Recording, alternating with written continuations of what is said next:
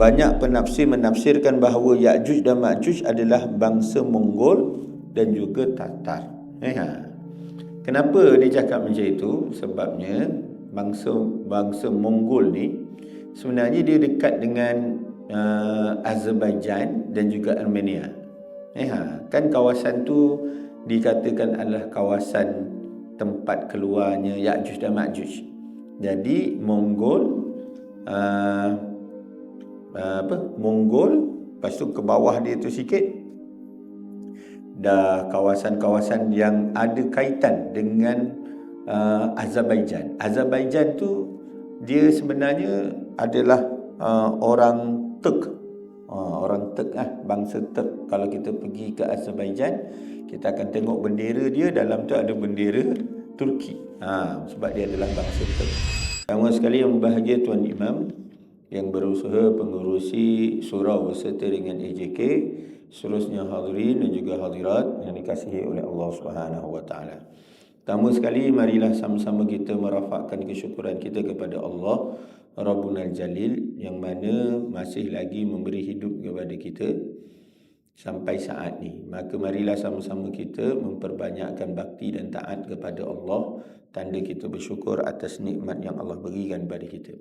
Yang keduanya, marilah sama-sama kita memperbanyakkan istighfar kepada Allah Subhanahu wa taala. Yang ketiganya, kita bersyukur malam ni kita dapat meneruskan pengajian kita lah. Hampir berapa minggu? 3 minggu. Kita tangguhkan pengajian kita dan hari ini kita dapat meneruskan balik pengajian kita, alhamdulillah. Hadirin dan hadirat yang dikasihi oleh Allah Subhanahu wa taala, kita sampai pada muka surat 265. Surah ke-18, juzuk yang ke-15 surah Al-Kahfi. Bismillahirrahmanirrahim. Qala al-muallif rahimahullah wa nafa'na bihi wa bikum amin insyaallah. Setelah negeri-negeri Islam yang besar-besar dihancurkan, dan berjuta-juta umat Islam habis mati dibunuh oleh penjajah bangsa Mongol sejak rajanya Genghis Khan sampai ke Hulagu Khan, cucu Genghis Khan, dan kota Baghdad yang permai diratakan dengan tanah, dan Khalifah Al-Musta'sim dibunuh pada tahun 656 Hijrah bersamaan dengan 1268 Masihi. Banyak penafsir menafsirkan bahawa Ya'juj dan Ma'juj adalah bangsa Mongol dan juga Tatar. Kenapa dia cakap macam itu? Sebabnya bangsa Mongol ni sebenarnya dia dekat dengan Azerbaijan dan juga Armenia. Kan kawasan tu dikatakan adalah kawasan tempat keluarnya Ya'juj dan Ma'juj. Jadi Mongol lepas tu ke bawah dia tu sikit dah kawasan-kawasan yang ada kaitan dengan Azerbaijan. Azerbaijan tu dia sebenarnya adalah orang Turk. Orang Turk bangsa Turk. Kalau kita pergi ke Azerbaijan, kita akan tengok bendera dia, dalam tu ada bendera Turki. Sebab dia adalah bangsa Turk.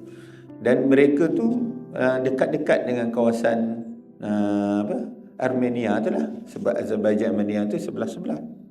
Jadi dia katakan bahawa dekat kawasan tu. Jadi dekat kawasan-kawasan dengan Mongol tu jugalah. Jadi dia kata bahawa itulah tempat Ya'juj dan Ma'juj. Ya'juj Ma'juj tu daripada Kars tu, Karas tu yang kita pernah bahaskan sebelum ni, dia naik sampailah kepada kawasan-kawasan yang berkaitan dengannya, berdekatan dengannya. Tapi kita tak boleh katalah bahawa bangsa tu hanya setempat je, sebab dia akan pergi merata.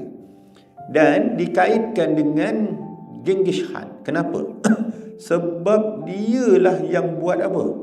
Buat kerosakan yang luar biasa.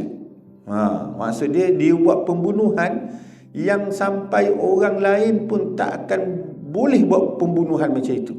Yang hanya boleh buat pembunuhan yang seperti itu hanyalah orang-orang yang tak ada hati perut je. Kita sekarang ada orang Yahudi, dia bunuh. Banyak dia bunuh. Orang Israel tu kan. Bukan orang Yahudi, orang Israel.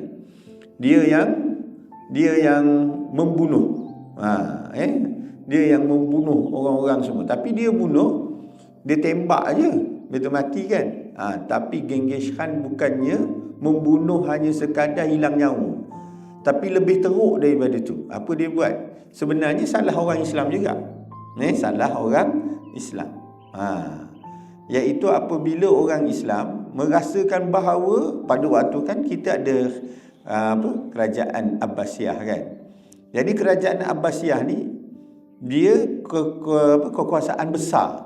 Umat Islam pada waktu tu tak ada kuasa yang lebih besar kan. Pada waktu bangsa Eropah, dia masih zaman kegelapan pada waktu tu. Orang Islam lah yang paling besar. Dia ada nama ni kerajaan Abbasiyah yang mengawal dunia pada waktu tu. Dan Mongol pada waktu tu langsung orang tak kenal, dengan pakaian dia yang berbulu-bulu tu dan sebagainya, dengan janggut dia yang panjang, dengan dia punya tu toncang dia lah apa semua tu kan. Jadi dia tu adalah orang yang daripada tanah datar yang tidak memiliki apa-apa harta. Miskin. Sangat-sangat miskin. Maka mereka ni pergi berdagang. Sampailah ke tanah Shiraz.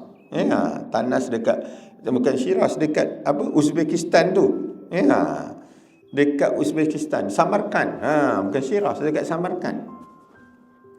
Jadi dia pergi menyaga sampai situ.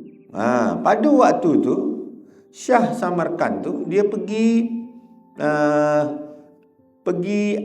bunuh orang tu, yang pergi pejuang yang pergi pedagang tu daripada Mongol tu, dia pergi bunuh orang tersebut. Kemudian dia ambil harta-harta orang tu semua sekali. Bila ada yang hidup balik bagi tahu dengan kerajaan orang Mongol pada waktu, Genghis Khan pada waktu tu kumpulkan. Dialah orang yang boleh menyatukan. Pada waktu tu orang Mongol semuanya sedang bergaduh. Dan dialah orang yang menyatukan orang-orang Mongol. Dan akhirnya dia pergi dengan jumlah sedikit, tak ramai. Dia pergi jumlahnya yang sedikit. Pergi ke mana? Sampai ke Samarkand tu. Apa dia buat? Mula-mula dia minta, dia hantar orang suruh beritahu, pulangkan balik pulangkan balik harta yang dirampas, dan siapa yang bunuh tu sila hantarkan. Dia hantar orang untuk bagi tahu dengan Raja Samarkand tu lah. Kemudian raja tu buat tak tahu je. Sebabnya negeri apalah, orang tak kenal daripada negeri mana kan. Kekuasaan dia, kekuatan dia tak pernah pun ada dalam sejarah dunia langsung tak ada. Akhirnya bila raja Islam tersebut, Shah tersebut, dia tak tunaikan apa yang Genghis Khan hantarlah dengan dia sekali pergi dengan jumlah yang tak ramai. Maka dia pun pergi sampai ke istana Genghis Khan, Samarkand tu, dekat Shah tu lah. Apa dia buat? Pertama sekali dia sampai tu, dia pergi tutup. Sebelum dia sampai ke istana tu, dia dah pergi bunuh satu kampung. Kampung tu tak bersalah, tak tahu apa-apa pun. Dia sampai tu, kampung tu tak tahu apa-apa pun. Kenapa dia bunuh? Sebabnya orang yang pergi berdagang pun tak tahu kenapa dia kena bunuh. Jadi oleh sebab tu dia pun membunuh. Apa dia buat? Dia bunuh satu kampung tu. Dia bunuh, tak ada siapa pun yang boleh hidup kecuali seorang. Dia bunuh, kemudian dia pancung orang tu, kemudian kepala ni dia cabutkan. Kepala ni dia potong, kemudian dia cabutkan kulit ni. Kulit tinggal tinggal ni je. Tengkorak aje. Tengkorak tu basah-basah masih di darah lagi. Kemudian dia susun kepala tu buat macam piramid. Dia hantar orang pergi beritahu dengan istana. Yang dia akan sampai. Kemudian Bila istana tahu, gegar istana semua. Dia sampai apa dia buat? Dia tutup semua pintu istana tu, tak ada siapa boleh keluar. Dia buat perkara yang sama. Dia buat perkara yang sama. Dengan jumlah yang sedikit tu, yang tak ramai orang tu, jumlah sedikit tu, dia pergi, bukan hanya pergi kepada Samarkand tu. Akhir dia pergi sampai kepada istana Khalifah Al-Mustaqsim. Dia punya, bila dia berjaya tu, dia pergi lagi, sampailah dia ke Baghdad. Khalifah Al-Mustaqsim, kerajaan Abbasiyah. Apa dia buat? Satu kampung dia akan bunuh. Bunuh tu dengan cara yang sama, keseluruhannya. Dia akan bunuh. Dan dia akan menghancurkan segala-galanya, termasuklah Baitul Hikmah. Buku-buku, kitab-kitab yang tak bersalah pun dihancurkannya. Dia akan campak ke dalam sungai, sehingga sungai itu menjadi hitam. Kerana apa? Kerana dakwat, hasil daripada dakwat tadi itu. Sungai-sungai menjadi merah. Kenapa? Darah-darah orang. Dia temu orang Islam, dia bunuh. Sampai jatuh kerajaan Baghdad pada waktu itu. Sampai jatuh kerajaan Baghdad pada waktu itu. Yang menghairankannya ialah, biasanya lah kalau kita kena jajah kan, contoh kita kena jajah dengan British, maka kita pun adalah unsur-unsur kebritishan tersebut. Rakyat kita mahir berbahasa Inggeris, gitulah kan. Ada yang Portugal, yang dijajah oleh Portugal, maka mereka mahir dalam bahasa Portugal. Contohnya Timor Leste, kan. Ada yang dijajah oleh apa? Oleh Spanyol, maka nama-nama mereka Spanyol. Mereka ubah menjadi apa? Menjadi Kristian. Contohnya Filipina. Filipina tu diubah menjadi Kristian keseluruhannya. Maksud dia, yang dijajah jadi lemah dan akan mengikut bangsa yang menjajah. Berbeza dengan Mongol. Dia jajah Baghdad, dia yang bertukar. Dia tu bangsa menjajah. Patutnya orang Islam kena ikut Mongol, sebabnya kalah dengan Mongol. Tapi tidak. Last kali orang Mongol jadi macam orang Islam. Dia jadi Islam. Adik-beradik dia ada yang jadi Islam dan menentang balik bangsa Mongol yang tidak Islam. Tu antara kehebatannya lah. Jadi kekejaman yang dibuat oleh Genghis Khan dianggap sebagai Ya'juj dan Ma'juj. Sebab apa? Tak ada orang dalam dunia yang akan buat kejahatan yang seperti itu, melainkan Ya'juj Ma'juj. Jadi tuan-tuan, pada waktu tu bila Ya'juj Ma'juj menyerang, pada waktu tu semua ulama menganggap mereka tu adalah Ya'juj Ma'juj. Dan pada waktu tu, dan kebanyakan umat Islam hari itu menganggap itu adalah tanda-tanda kiamat. Sudah mengaku tanda-tanda kiamat. Kita hari ini pun sama je.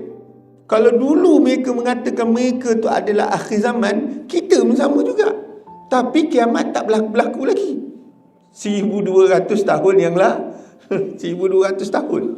Tak kiamat lagi. Walaupun para ulama mengatakan itu Ya'juj Ma'juj itu tanda besar untuk kiamat. Tak kiamat lagi. Dan ada orang yang obses sangat. Obses sangat dengan tanda-tanda kiamat. Jadi oleh sebab tu jangan terlalu obses. Sebab orang dulu mengaku mereka juga akhir zaman. Kita juga mengaku akhir zaman. Sebab apa? Sebab kita yang berada penghujung. Maka kita bila berada penghujung, kita mengaku akhir zaman. Kalau ada lagi hujung lepas tu, dia mengaku akhir zaman. Ada hujung lagi, dia mengaku akhir zaman. Jadi setiap zaman daripada umat Islam ni mengaku dia adalah akhir zaman. Rupa-rupanya tak. Tengok-tengok macam nak kiamat, rupa-rupa tak kiamat lagi. Kan? Panjang lagi hidup dia. Kan? Macam itulah. Jadi jangan terlalu obses dengan kiamat. Tahu tak tuan-tuan, ada satu pendapat mengatakan bahawa setelah berlakunya matahari terbit daripada sebelah barat, pendapat. Telah terbit daripada sebelah barat, kiamat itu akan berlaku selepas 120 tahun lagi. Punyalah panjang. sebelum berlaku kiamat. Wallahu ta'ala alam lah. Itu hanya pendapat saja yang mengatakan bahawa tempoh akan berlaku tu 120 tahun selepas daripada matahari terbit daripada sebelah barat. Kalau 120 tahun dah terbit daripada sebelah barat, jawapannya kita ni tak tunggu 120 tahun. Seminggu je lepas tu lupalah. Kan? Terbit sebelah barat masa je takut. Terbit sebelah barat, terbit. Baca Quran apa semua. Selepas seminggu habis macam biasa balik kehidupan. Macam mati mak ayah kita mati, kan? Dia punya jadi anak soleh seminggu je. Kan? Sebab apa? Tahlil setiap hari, masak, baca doa, nangis-nangis. Lepas seminggu ketawa, main futsal macam biasa je.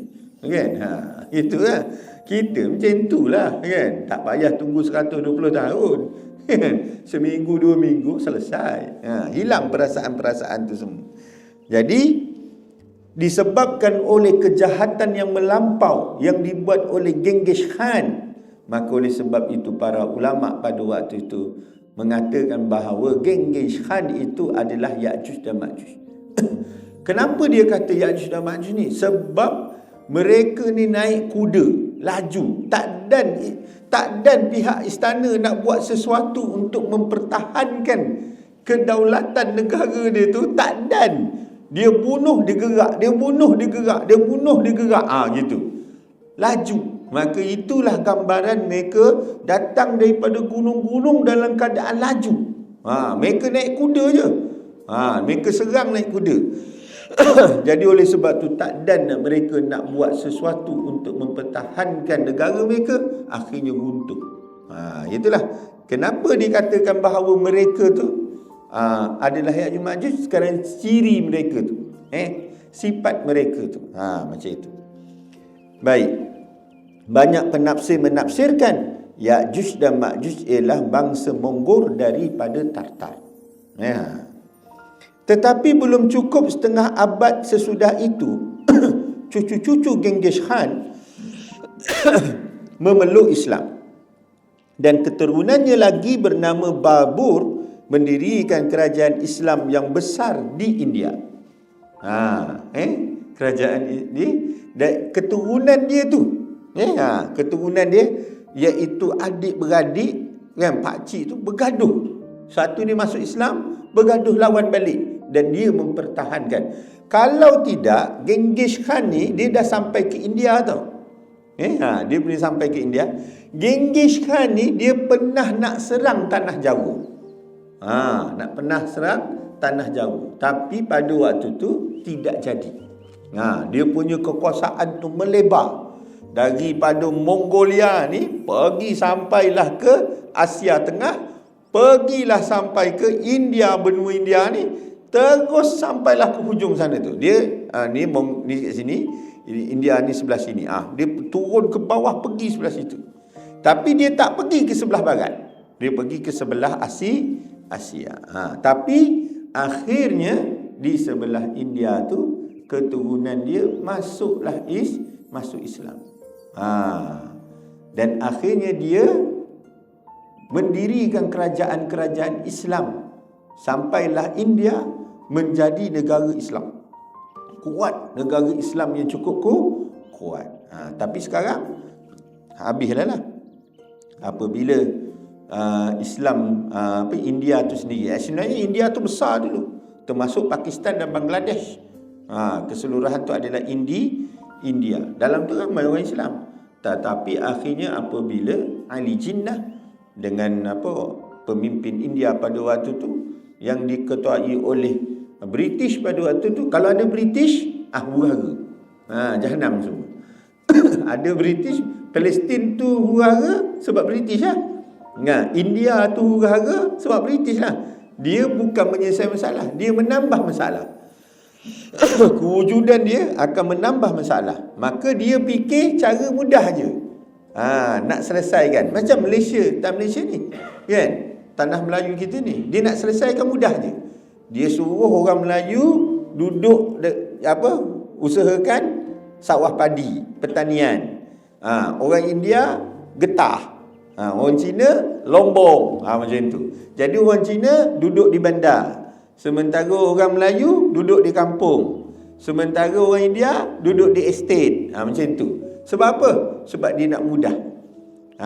Orang Melayu tanah asal, jangan jadi maju, nanti dia minta. Orang Cina dia tak minta sebab dia nak balik negara tanah besar Cina. Jadi biarkan dia duduk di bandar. Dia tu yang akan tambah pula ada kongsi gelap dan sebagainya. Dia buat macam tu. Dia pecah dan perintah. Senang, mudah. Dia tak jadi susah. Sama dengan India. Dia pun pecahkan lah. Apa dia buat? Dia pecahkan. Jadi Pakistan. Jadi Pakistan. Orang Islam semua pergi Pakistan. Semua pergi sana. Orang Hindu pergi sebelah India. Macam itulah dia buat. Last sekali, bukan jadi aman, jadi huru-hara. Macam itu. Jadi oleh sebab itu, kejahatan tersebut dilaksanakan oleh, dan akhirnya mereka pula jadi Islam. Mereka jadi Islam. Raja Mongol Islam yang terakhir, makam dia bukan di India. Makam dia ialah di Myanmar. Di Burma, di Yangon. Makam dia dekat situ. Saya dah sampai dah. Siapa yang nak pergi Yangon, Myanmar, sekarang tak boleh. Sebab visanya diberhentikan seketika. Masa saya pergi, belum lagi diberhentikan. Jadi saya dapat pergilah ke Yangon tu. Jadi di Yangon tu ada makamnya Sultan yang terakhir. Sultan yang terakhir. Baik. Dan keturunannya lagi yang bernama Babur mendirikan kerajaan Islam yang besar di India yang telah mengisi sejarah Islam di benua India dengan gemilang. Di antara kaisar Mongol itu selain Akbar. Akbar ni itulah zaman kemuncak. Zaman kemuncak. Kalau Turki dia ada nama dia Sultan Sulaiman the Magnificent. Tu dia. Zaman kemuncak dia. Zaman kemuncak India Mongol ni, Islam Mongol ni ialah pada zaman Akbar. Tapi Akbar ni dia dah bercampur, dia pluralism.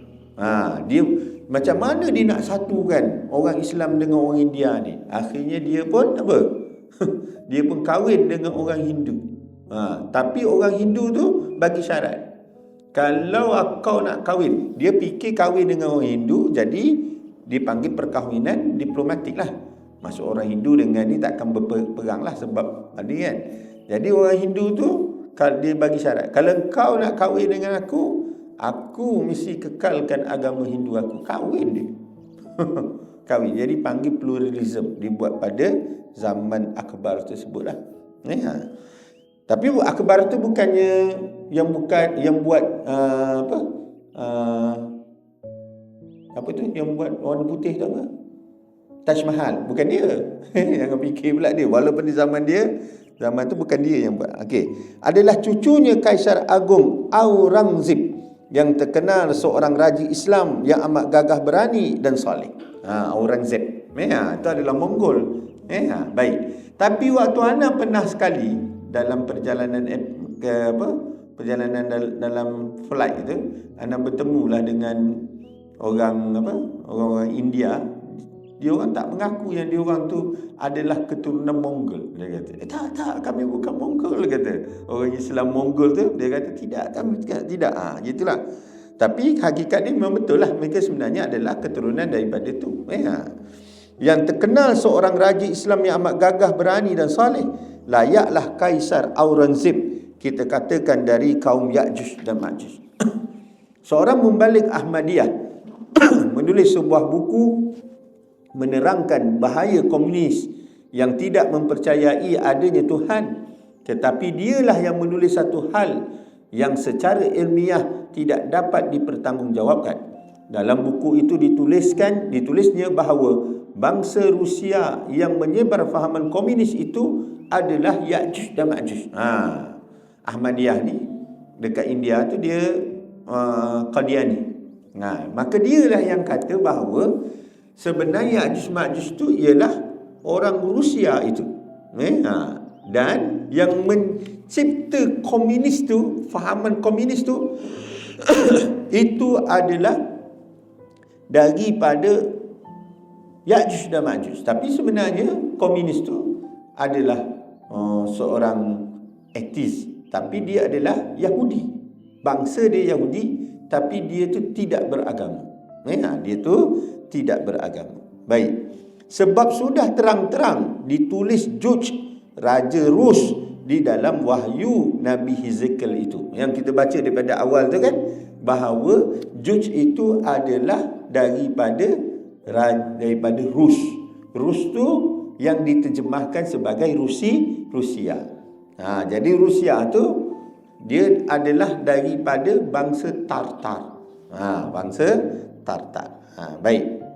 Kalau Juj, Raja Rus, menyebabkan bangsa Rus yang sekarang Ya'juj dan Ma'juj juga, bagaimana bangsa Masih dan Tubal, sebab Juj juga raja dari kedua negeri itu. Apakah Rus yang tersebut di perjanjian lama itu Rus yang sekarang juga? Kalau kita kata Melaka, belum lagi zaman Nabi Hezekiel, awal lagi Melaka, kan? Melaka 1511 waktu dia ditawan tu, Melaka tu daripada Kedah sampailah ke Johor, itu Melaka. Oleh sebab tu dipanggil nama Selat Melaka. Selat tu milik kerajaan Melaka keseluruhannya. Belum lagi wujud Kesultanan Perak, belum lagi wujud kesultanan-kesultanan yang lain, belum lagi wujud Johor pada waktu tu. Johor ke Perak ke dan sebagainya adalah selepas daripada kejatuhan Melaka. Jadi Melaka tu daripada atas sampai ke bawah. Maka selat itu dipanggil sebagai Selat Melaka, daripada hujung sampai ke hujung. Macam itu. Tapi hari ni kalau kita kata Melaka, tengok apa jadi. Ni. Jadi ianya sudah berubah. Dahulu tu sekarang sudah berubah. Dan kalau Negeri Sembilan itu ada namanya Naning. Naning tu Negeri Sembilan. Tapi akhirnya Naning masuk Melaka. Naning jadi Melaka. Jadi oleh sebab itu ada banyak perubahan. Kalau dia kata Rus, adakah Rusia sekarang? Adakah Rus dulu lebih besar daripada apa yang kita ada hari ini, Rusia yang ada hari ini? Boleh jadi dia melingkar daripada Azerbaijan, Georgia sampailah ke tanah Tatar. Boleh jadi. Jadi ianya sangat-sangat besar, sangat besar.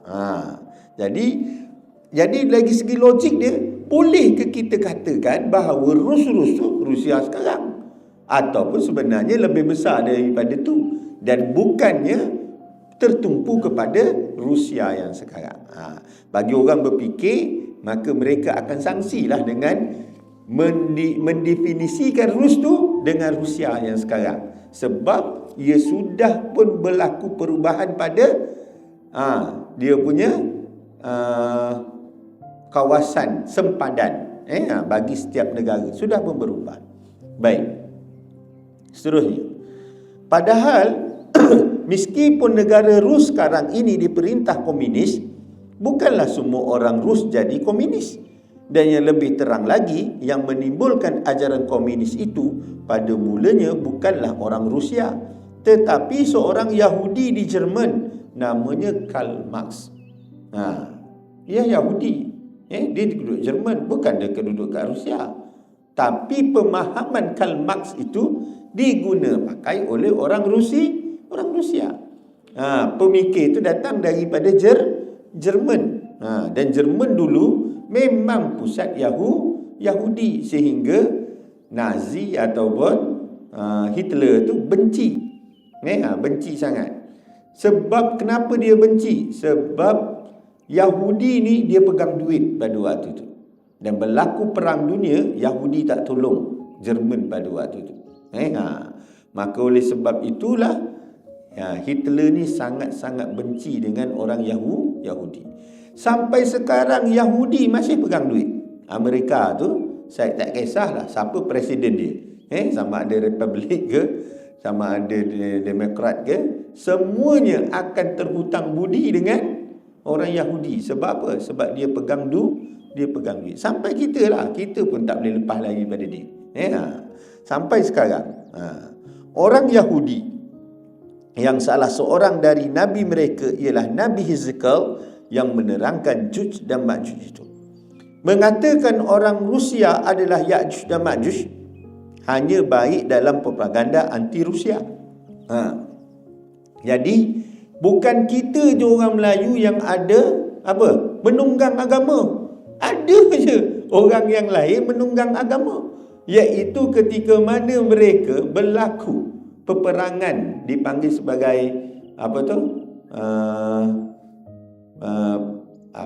lupa dah, iaitu peperangan antara Rusia dengan Soviet pada waktu itu, Soviet dengan Amerika pada waktu itu. Jadi nak wujudkan di kalangan orang-orang Kristian untuk membenci Rusia pada waktu itu, maka mereka menunggang, mengatakan dia oranglah sebenarnya Ya'juj dan Ma'juj, untuk menghasilkan propaganda anti Rusia. Baik. Perbesarkan hati Inggeris. Supaya apa? Supaya orang sokong Inggeris. Orang sokong Amerika, tak sokong Rusia. Sebab dia orang tahulah ni kumpulan Ya'juj Ma'juj. Dia tak tahu mereka pun sama jahat dia. Kan? Dua-dua tu jahat belaka. Baik. Ketika ada perang tetapi tidak tahan kalau dibawa ke ruang ilmu pengetahuan. Sekarang bertambah pengalaman dan pengetahuan manusia, bertambah pula penafsiran tentang alam. Orang-orang Islam zaman sekarang mengeluarkan pula tafsiran Ya'juj dan Ma'juj yang diambil asal pokok ambilan bahasa. Jadi dia orang tak pakailah dengan pendapat daripada kitab yang ada dalam Hezekiel, yang mengatakan bahawa Juj itu adalah daripada bangsa Rusia sekarang. Tak. Jadi kita tengok kata asal daripada bahasa Arab, iaitu kalimat Ya'juj dan Ma'juj, kata mereka ialah dari pokok kata ajja ta'ajjaja. Anda dah bahaskan hari itu mengenai masalah maksud dia menggelegak dan sebagainya. Ajja ta'ajjaja artinya nyala atau menggejolak. Menggejolak ni maksud dia menggelegak, menggelegak. Dipakai buat api. Zaman kita sekarang ini, kata mereka benar-benar zaman Ya'juj dan Ma'juj, zaman gerak hidup amat bergantung kepada nyala api, fabrik dan mesin-mesin. Jadi dia kata, kalau begitu Ya'juj Ma'juj sekarang ni yang dimaksudkan dengan api-api, maka ialah mereka yang membuat perindustrian. Mula dapat minyak, bakar sana, bakar sini. Sebab dalam hadis ada bagi tahu Ya'juj Ma'juj ni kalau dia keluar, dia akan potong pokok-pokok. Sampai pokok-pokok tak ada. Pokok-pokok tak ada. Semua. Apa dia buat? Dia bakar. Sebab tubuh badan Ya'juj Ma'juj ni sejuk. Jadi dia perlu panas. Apa dia buat? Dia potong pokok. Jadi oleh sebab tu nama dia tu Ajja, iaitu menggelegaknya api, nyala api. Kerana apa? Kerana dia perlu tubuh badan yang panas. Macam itulah. Tapi ditakwilkan. Ditakwil macam mana? Iaitu orang-orang Ya'juj Ma'juj ni dia buat perindustrian. Dia jumpa minyak, dialah yang bakar, dia yang buat huru-hara asap ni semacam-macam. Dia yang membuatkan dunia ni bertambah menjadi panas. Macam tu. Dia cuma takwil lah supaya ianya sesuai dengan apa? Dengan keadaan sekarang. Macam mana kita nak faham? Contoh dia macam ni kan. Tuan-tuan mungkin ada tak tahu pasal Ya'juj Ma'juj ni. Ada satu hadis panjang. Ya'juj Ma'juj ni, bila dia dah tawan satu dunia, dia turun daripada gunung, sekejap je dia pergi. Sebab jumlah dia ramai.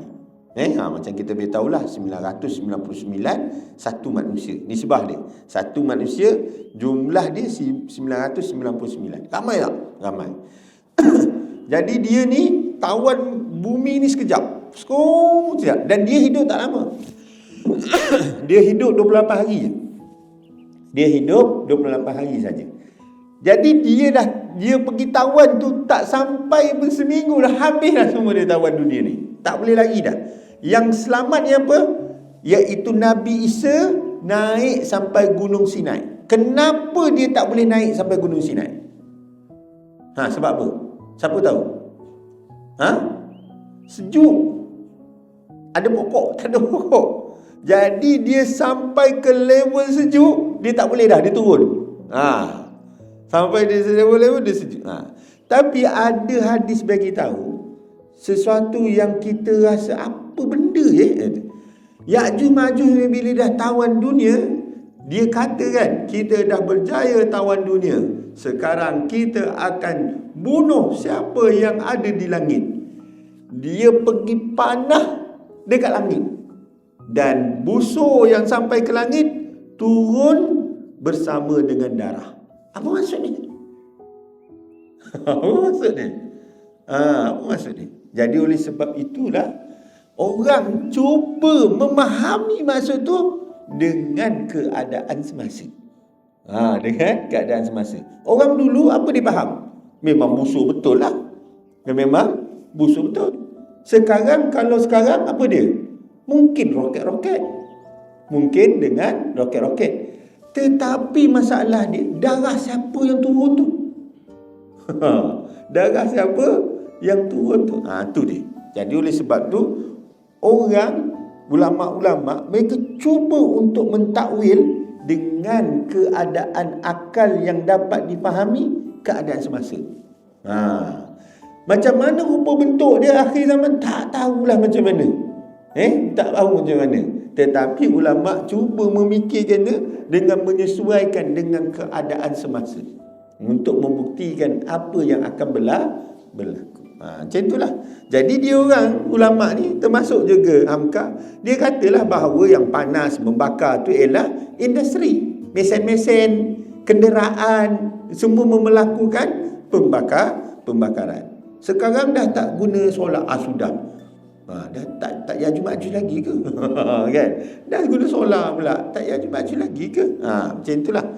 Amat bergantung kepada getaran-getaran strom listrik. Zaman sekarang amat bergantung kepada produksi dari hasil putaran mesin-mesin yang bergerak kerana gejala nyala dan gelojak api. Nilai-nilai hidup berubah sama sekali. Zaman industri, zaman kecepatan, agama kian lama kian kendur. Rumah tangga kian hilang nilainya sebagai pusat pendidikan kemanusiaan. Mulanya manusia mendirikan mesin-mesin. Sekarang hidup manusia telah diatur dan ditentukan oleh mesin-mesin itu. Bangsa-bangsa berperang, berkelahi, memperebutkan kekayaan.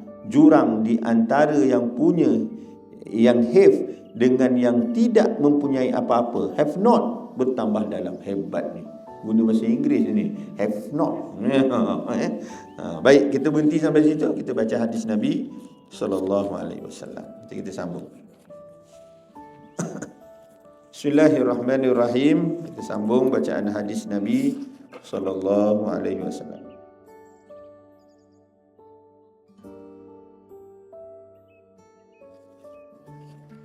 Muka surat berapa ya? 258. Oh ya, betul. Bismillahirrahmanirrahim. Qala al-muallif rahimahullah wa nafa'na bihi wa bikum amin insyaallah. Wa bihi qala wa anhu anin nabi sallallahu alaihi wasallam qala ta'isa 'abdud dinar wad dirham wal qatifah wal khamisah in u'tiya radiya wa illam yu'ta lam yarda. Rawahul Bukhari. Dari Abu Hurairah radhiyallahu an, dari Nabi sallallahu alaihi wasallam baginda bersabda, celakalah hamba dinar, celakalah abdi dirham, celakalah abdi busana, dan celakalah abdi perut, di mana bila terpenuhi ia merasa senang dan bila tidak terpenuhi ia merasa tidak senang. Ini sah-sah saya. Ini sah-sah saya kan. Tak tahulah tuan-tuan memang orang alim kan semua kan. Tapi saya rasa macam diri saya lah. Kalau dapat duit, kemain suka. Tak dapat duit, monyok aja. Macam itulah. Kan. Baik, zaman sekarang kita perlukan kepada dinar dan dirham. Zaman dulu dia perlukan makan.